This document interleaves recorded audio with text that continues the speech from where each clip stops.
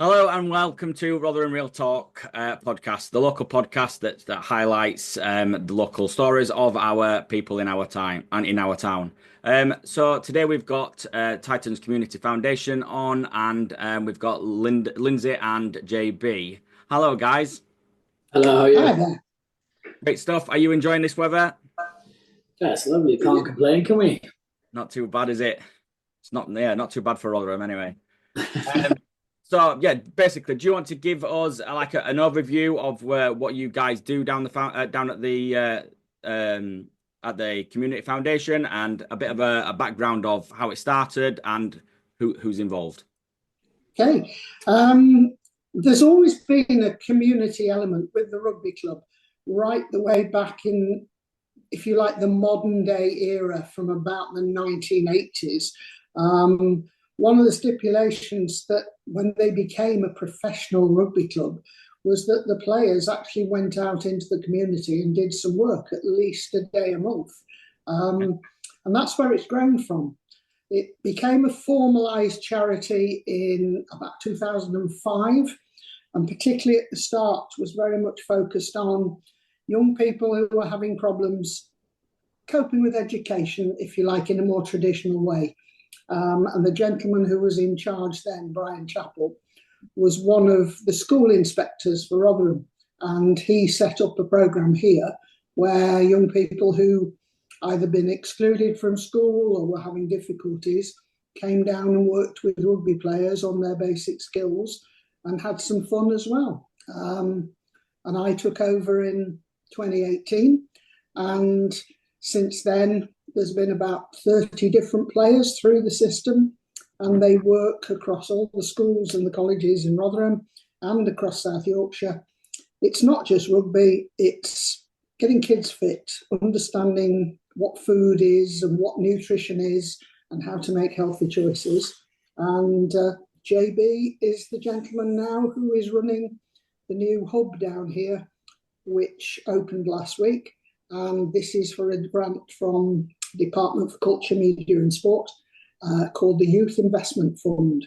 And they gave us £500,000 just over to build a building here that will be open as a youth club and during the day for other activities. But we're in the process of planning all of that at the moment. Brilliant. Well, that leads us nicely into the new hub, and congratulations on that. JB, do you want to go into a bit more detail of the bigger plan of what the facility is going to be used for and what sort of activities and how people can get involved? Yeah, I think, over the past couple of years of how amazing, when the boys did start it off a few, years ago and where it's come to now, with the help of Lindsay and the other trustees that got together and got this over the line for us to help the community to, the big difference we make with these youngsters at schools, and we make that difference with them. And I just think this is like a finished product where we can actually push it and get a lot of the community involved to make it a better place, a safer space, and give the kids an opportunity what they want to do. So the planning in the next couple of months now is basically we're going to come up with a small plan of what we want to see, and then listen to the kids' voices really of what they want to see at the youth club and how they want to. It's in their hands as well. It's yes, as much as ours, but it's also the youngsters around Rotherham to see where they really want to push it and what they want out from it. So the sort of courses and stuff we've been looking at. Cookie, one of the rugby players here, has got his own Cookie's Health and Wellbeing app.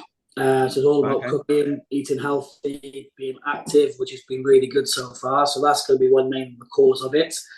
Mental wellbeing awareness, managing behaviour, skills for work development, catering hospitality, health and fitness, sports programs, employability skills for the older lot, and career guidance. We see quite a bit of youngsters who are sort of falling out of school at a certain age, where we want to try and provide that help and resource that so they can go back into full-time education and believe that they can do it. Yeah, well, it's nice to have that second because like you say, if kids are struggling a little bit or in through mainstream school and the fall out of the system for whatever reason, it's nice that you guys have got that little bit of a backup, and it sounds like you've got everything covered there from well, learning about the mental health and their nutrition and everything, all building up towards hopefully getting back into mainstream school and obviously getting on the right path for their career choices. So that sounds brilliant for what you guys are doing down there. What sort of other things do you have going on down there that's on a regular basis? Do you get is it where people you get a handful of kids all into one space at one time, or is it more one-to-one on what they need at that specific time, or is it a lot of group activities? Yeah. Well, it's at the moment we've been waiting to get all the licenses and the paperwork sorted. So all we've been doing really is talking to children about what they want. Right. They want somewhere to go. They want to play table football. They want an Xbox and all of this lot. So we're starting to buy in some of these things. The traditional sort of youth club. We've been talking to some of the guys who are in the ratings about what can we do to provide musical facilities for kids, because so many of them are keen to make music. Yeah. We don't know quite what it's going to look like, but we hope to run a few evenings, for example, a movie night, a sports night, over the next few months and see what works. In the end, it's got to be what they want rather than we going, this is what we're giving you. Yeah, so you're getting all the feedback from the kids and putting in place what they actually want from the club. Yeah, and also from a day point of view as well, like an alternative provision where we can help kids that have fallen off the radar a little bit with confidence and learning difficulties that we can help with. We've had a recent success story at the moment still going on, who didn't attend school for a year or two, and now he's back in 3 days a week doing really, really well. So it's that sort of commitment now to the youngsters and giving them what they need. As well as that, there are groups like Disability South Yorkshire that we're working with at the moment. These are young people who haven't really had much access to careers and volunteering or possible jobs, and we're working with them every week to see if we can upskill them. And they will be hosting a coffee morning and cake sale later on next month, and they will be running it, organising it. So I hope that's one that we can publicise through you and people can come and meet some of them. Oh, great. Yeah, definitely send me the information. I'll stick that in the show notes at the end and share that out as well. So when did you start doing this, Lindsay? Sorry, was it 2000? I took this on in 2018, but I've been involved with rugby since I was a 15-year-old 6-foot girl looking for somebody who might be more my size to go out with. Right. And where do you find tall gentlemen? You find them in rugby. On the rugby pitch. So, yeah, I may not have known much about the game. That's not me, Mike. I'm only 5'9". No, the game itself I got to love because of the fact I was around rugby clubs from an early age. And all I wish is that there'd been women's rugby when I was growing up, though my husband's convinced I would have been permanently damaged. I tend to play most sports sort of head first and think about the consequences later. Right, got you. Yeah. But we do. We run rugby across all the ages. We run it for people who, shall we say, are perhaps not as young. We do walking rugby, and there's a walking cricket group down here as well. We just want as many people involved in this community around sport as possible. That's the plan. Perfect. And so since 2018 then, what sort of challenges have you faced, and how have you slowly started to overcome those? The main one is always money. We don't get any sort of grant from the RFU or the government.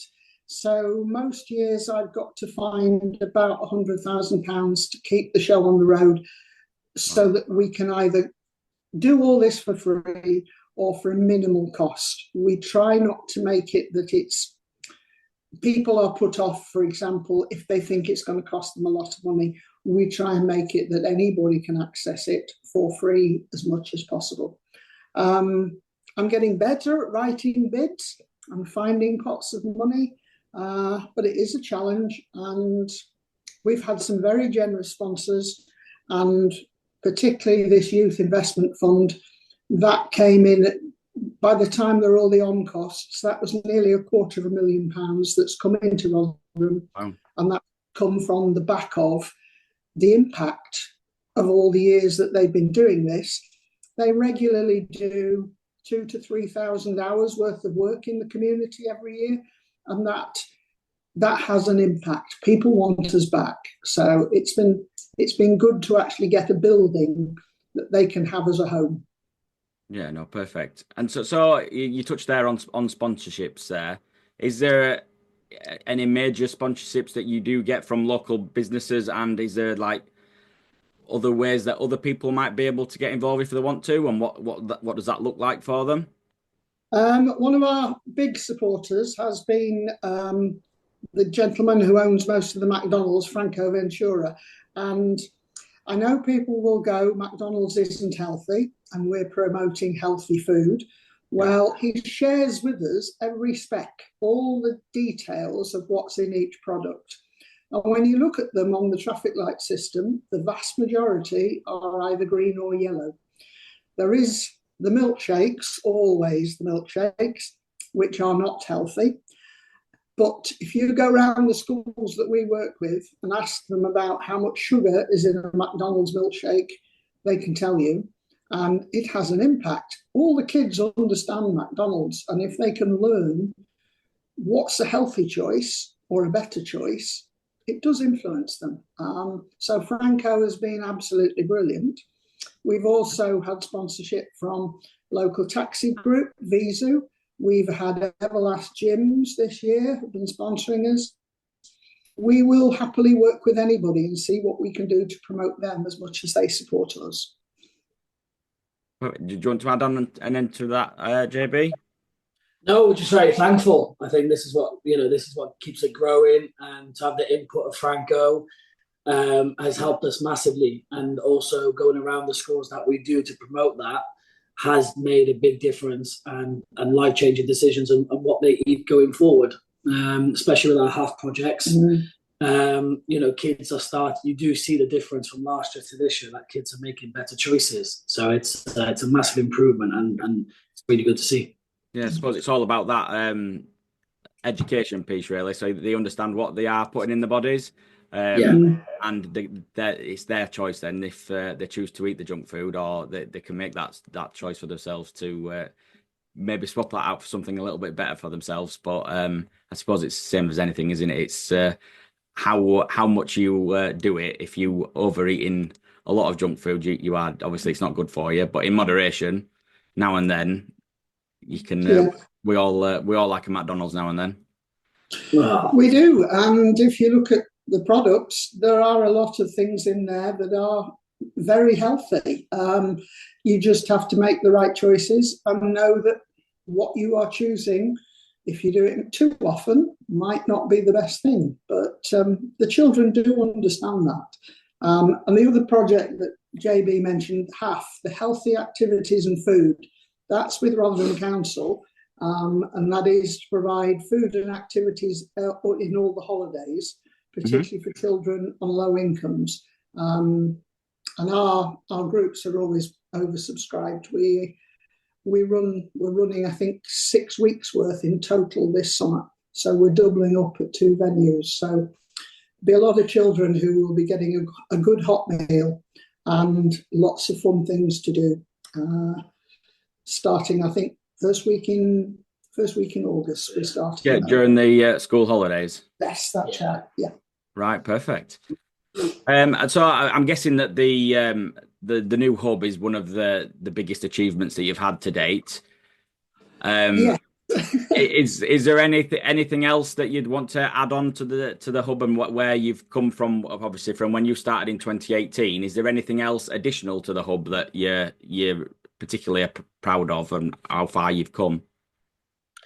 I think the main thing is the recognition that the impact that this procession of rugby players has had.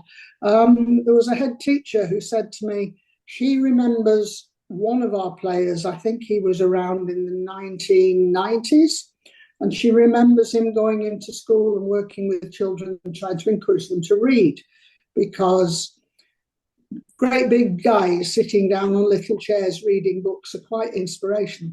And she said, I don't think they realise what role models they are and the impact they have, because obviously they stay with us for a few years and then go on somewhere else. But she said, I saw the impact that a 6-week programme had, and she said, I wanted to get you back in because I want the children from this next generation to have the same thing. And they are role models. They are heroes to these kids. They see them on a Saturday, and cuddly Mr. Foster, who comes in their school on a Monday afternoon, it's not quite the same as the scary prop on the pitch on a Saturday. No. They do see two sides to them. Yeah. Brilliant. And then, so do you often get the players to go out into different areas of Rotherham then, and just is it a mixture of primary schools and secondary schools? Yeah, we've done probably about 2/3 of the primary schools in Rotherham. We're within all the secondary schools. Colleges, we've been as far up as Barnsley this year, and we do some on the outskirts of Sheffield as well. This year they've absolutely blown the numbers. I think we've probably worked with about 4,000 to 5,000 children since last July. Wow. Yeah. So massive numbers there then. So it proves it's working though, and what you guys are doing down there. It's obviously people and the education sector has actually appreciates it, and obviously see the benefit of what you guys are doing down there. I think the main one for me over the years is I'm still in touch with most of these players. They all leave here with a qualification of some sort. JB here is now a qualified youth worker. I've got a teaching assistant who will be qualified in the next few weeks. 2 or 3 referees, probably not as popular. And over the years, the references I write have got people in the same sort of job, say with other rugby clubs or with schools or whatever. If the players aren't getting something out of it as well, then I'm not doing my job properly. Yeah. Perfect. And then, so what's the future plans and what you want the hub to become? Yeah, a safe space for the community. I think a place where everyone feels welcome and everyone has their input of how we can push on further and make this community a very happy and safe environment to be. That's the ambition, isn't it? And give kids and give youngsters an opportunity to do what they want. You know, I think there's quite a few kids, or a percentage of kids, that don't believe in themselves and don't have that high hopes. But coming here, we can hopefully provide that and feel like they can push on. Mm-hmm. Yeah, I think it's nice for the kids to have somewhere to switch off from the online world, let's say, because a lot of kids are either stuck in front of a screen most of the time, and they do definitely lack that social connection with other kids their age. So yeah, what you guys are doing down there it'll have a massive impact on their development throughout into adulthood. Go on, sorry. I think the other thing is it is such a beautiful space. When everybody walks through the doors, they go, wow. There isn't much for young people in Rotherham that has made them go, wow, for a long time. And I just want more and more kids and their families to experience that. I don't just want it to be something small. I want us to be inundated with children and their families thinking this is a good place to go, and what they get out of it is really positive. Yeah. Also, all under 18s, we all have a season ticket for them as well, so they all come free to home games. So, oh wow. And it's always an exciting thing next year as well. You know, everything's going forward, so it's a good place to be. Good stuff. So I think that leads on nicely to towards the end. What sort of how can people get involved, and who is the main person there? Is it just you two, or how big is the team behind you guys? For people to get in touch to work out how they can get involved really, and where they can get in touch with you. Yeah, no, we've got a great team of 6 looking to push on even further next year as well by September. So It's always expanding. If you keep an eye on our Instagram page, Titans Community Foundation, there will be the information there to what's coming up next, what's on next, inquiries. But that's what's next, isn't it? Yeah. So keep an eye open. The website is titanscommunityfoundation.org, and that again will have all sorts of information, meet the players, see who they all are and what we do. Just drop us a line. There's a contact form on there. We will come back to you and see what we can sort out. Perfect. I'll grab all that off you at the end, and we'll stick all that into the show notes, and we'll be sharing this out onto social media anyway. So everyone will be able to get that opportunity to be able to reach out to you to see what else is going on down there. Before we finish, is there anything that I should have asked you that I haven't asked you, or is there anything else that you guys want to share with me that we might not have already covered? I think everything's good. Just if you watch this, if you hear about this, come along. Please drop us a line of what you guys want to see in Rotherham as well, because it only helps us moving forward. So any inquiries that way will help us, help the community, and it'll push to go forward. I think the only other thing is that it'll change its function on a match day, because when we get to match day and these guys are on the pitch, this building is going to be in use for a sort of sports bar, private bar for local businesses or groups of people who want to get involved. So it'll be a really nice, relaxing space, out of the wind and the rain, but you can pop out onto the pitch to see how they're doing at the, during the match. Perfect. It sounds fun. Right, thank you very much, guys, for sharing all that. And if anybody does want to get involved, I'll stick all the stuff in the show notes, and I'm sure you guys will continue to do what you are doing and supporting all the youths in and around the area. Keep up the great work. It sounds fantastic, and I will definitely be coming down to hopefully meet you both in person as well, rather than over a screen. So thank you very much, and we'll see you on the next one. Thank you. Awesome. Thank you.